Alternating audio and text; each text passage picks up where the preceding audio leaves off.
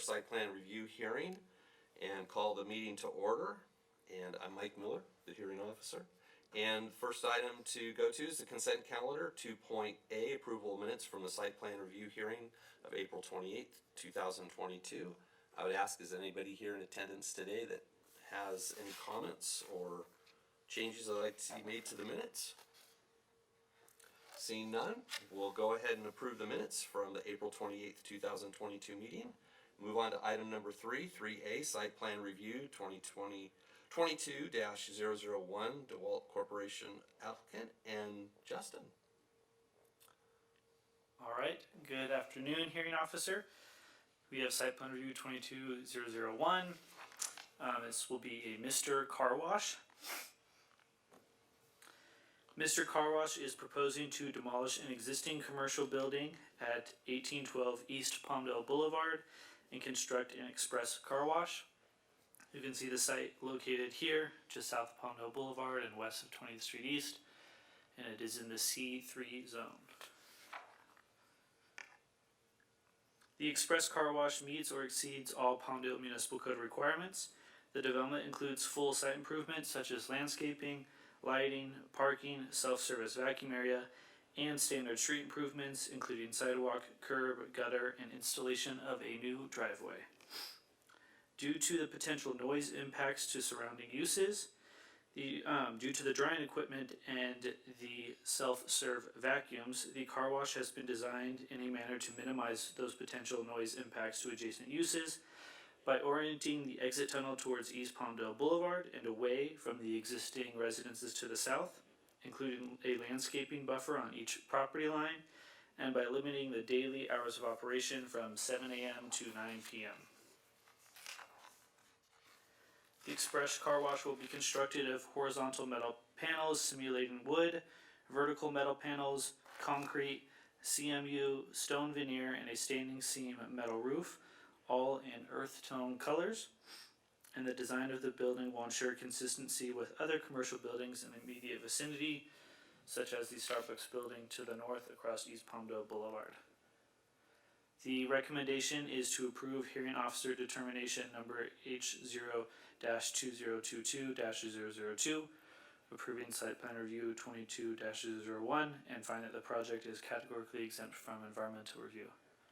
That's the end of the presentation, and I'm available to answer questions should you have any. Okay. Well, thank you, Justin. Okay, seeing what we've seen, we'll open up for anybody here in the public who would like to come and comment about this project. Seeing none, we'll go ahead and close any public comment.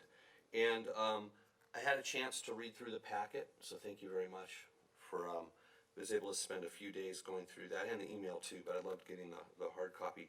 So I just had one question, and that I think I'd communicate to you. Justin, I spoke to Megan a little bit. When I looked at the plans about east and west perimeter fencing, is that something we typically don't require, or is it, I'm just concerned about the transient traffic from one vacant lot to the back side of the other lot. Right. Was all, just as a question. It's not something that we always require. It's typically up to the applicant if they would like to propose fencing. At this point, they have not proposed fencing. Okay. But yeah, you may want to talk to the applicant and see their thoughts on it. It's something, if it's at your leisure, you could add a condition of approval requiring them to construct a fence. And if you do that, I'd recommend that maybe you speak with the applicant representative who's here to see if that's something that they'd be amenable to make sure that they would be in agreement with the conditions of approval. Okay. I think my concern was, again, knowing that area and the compliance team and some of the issues we address around that property, just out of concern, making sure your equipment, was well at night. And so just kind of looking out for you, because it is a great service. But if you had any concerns about having issues of people passing through the property in that area. If it's appropriate. Yes. Hey, thank you. Todd Wood with DeWalt Corporation.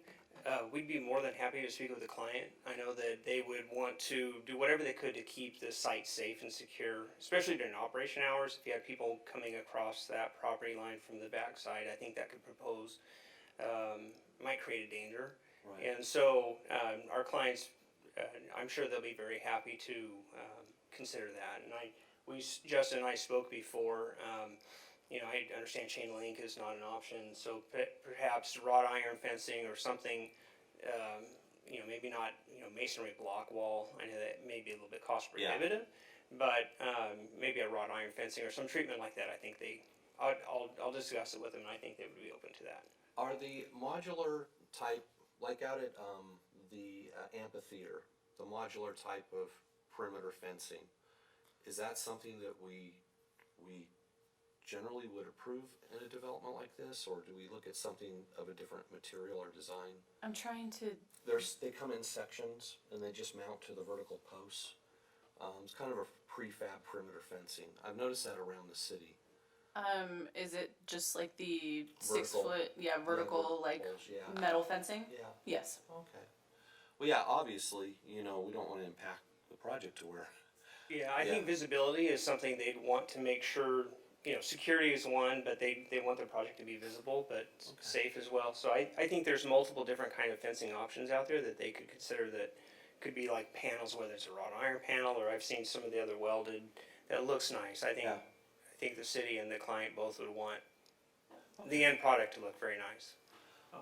I just wanted to clarify, we're only talking about the east and the west property lines, correct? Not across right, Palmdale because it Boulevard? looks like it does come up to the back side of the residential properties with the fencing.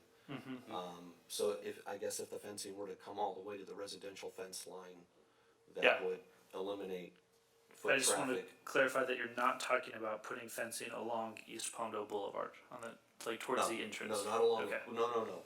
I was just looking at the east and west side and looking at that cross pattern. And, because as the lanes come through, the 3 lanes come through, you know, those cars get stacked. I mean, it is a busy, I noticed the one on 10th Place, or on 10th West. Yeah. And it's very busy. There's a lot of traffic that comes through there. So, and then the equipment as well, just, you know, just anything we could help to mitigate that cross traffic. So my suggestion would be to direct staff to add a condition of approval to require the installation of fencing along the east and west property lines.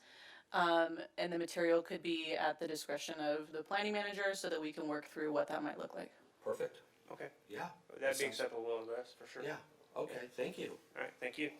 All right, well, with that recommendation, just said so well by our planning manager.